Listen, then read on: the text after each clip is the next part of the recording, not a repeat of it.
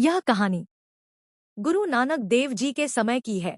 एक बार श्री गुरु नानक देव जी चलते चलते एक ऐसे गांव में पहुंचे जहां एक बुजुर्ग बीबी रोज चींटियों और छोटे छोटे कीड़ों को दाना खिलाया करती थी। गांव के लोग उसे अजीब नजरों से देखते थे क्योंकि वह रोज आटा या चावल लाकर उन छोटे जीवों को खिलाती थी।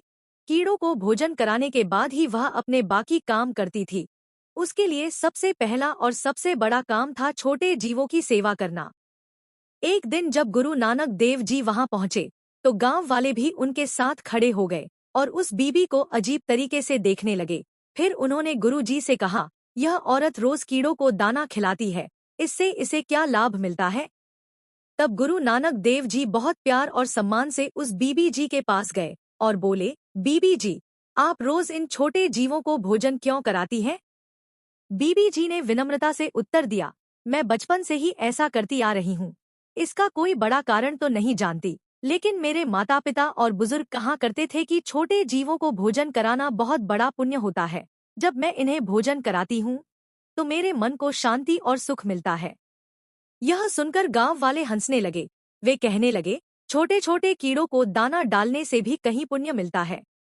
तब गुरु नानक देव जी ने उन्हें प्रेम से समझाने के लिए एक छोटी सी लीला की। वहां एक घमंडी नौजवान खड़ा था। उसने ऊंची आवाज में कहा, इससे कुछ नहीं होता। उसी समय उसका छोटा बेटा घर से रोटी का एक छोटा टुकड़ा लेकर आया। दौड़ते हुए उसके हाथ से वह रोटी का टुकड़ा नीचे गिर गया और तुरंत बहुत सारी चींटियां उस रोटी पर चढ़ गईं। वह नौजवान गुस्से में आ गया और चींटियों को हटाकर रोटी उठाने लगा। लेकिन जितनी चींटियां वह हटाता उतनी ही और आ जाती। वह और अधिक क्रोधित हो गया। तब गुरु नानक देव जी ने थोड़ा सा आटा लेकर उसकी छोटी गोल लोई बनाई और उसे रोटी के पास रख दिया। सारी चींटियां रोटी छोड़कर उस आटे की ओर चली गईं और उसे खाने लगी।